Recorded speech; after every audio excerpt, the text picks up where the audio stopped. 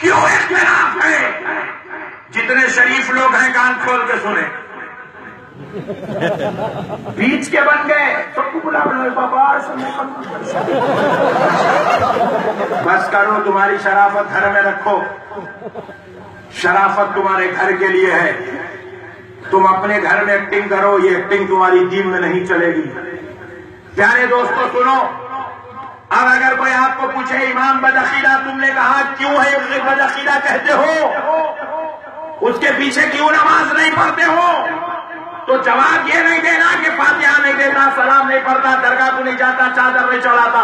خدا کی قسم مسلمانوں، یہ جواب غلط ہے۔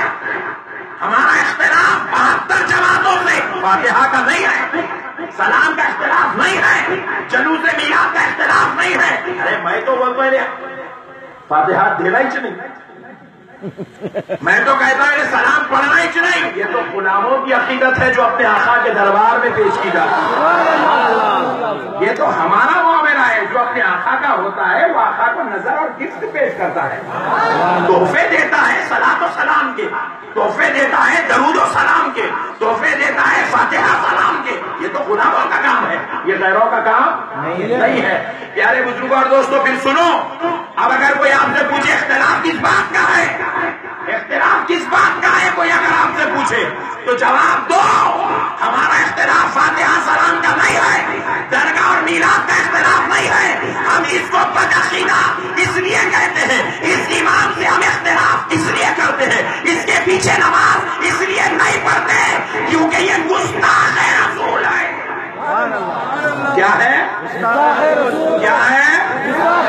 پھر ایک بار بولے، اب یاد رکھیں، اب نہیں بھولنا ہے، ہم گستاخ رسول کی اختلاف نہیں کر سکتے، ہم گستاخ رسول کو اپنا دوست نہیں بنا سکتے۔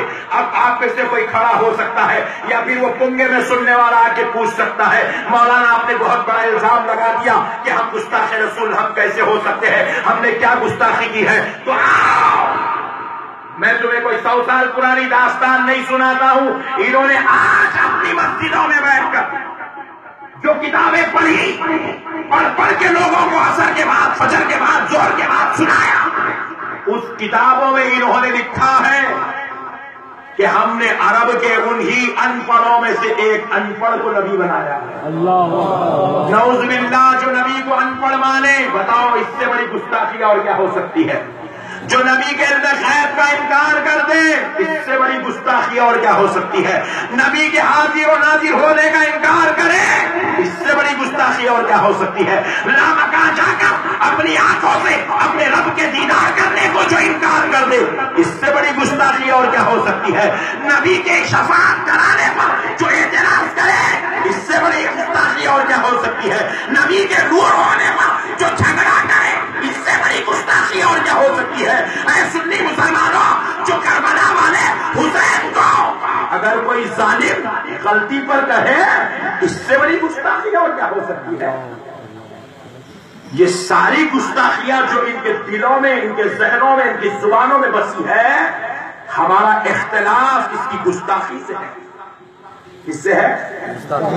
آج کے بعد کوئی اگر تم سے پوچھے اس کے پیچھے نماز کیوں نہیں پڑھتے، تو جواب دینا، ایک غلام رسول کی نماز گستاخ رسول کے پیچھے نہیں ہو سکتی ہے، ایک غلام رسول کی دوستی ایک گستاخ رسول سے نہیں ہو سکتی ہے۔ ارے سنی مسلمان اپنی جان تو لے سکتا ہے مگر گستاخ رسول سے ہاتھ نہیں ملا سکتا ہے، نہیں ملایا جا سکتا۔ دوستو آج افسوس اسی بات کا ہے، اس کانسیپٹ کو لوگ نہیں سمجھے ہیں۔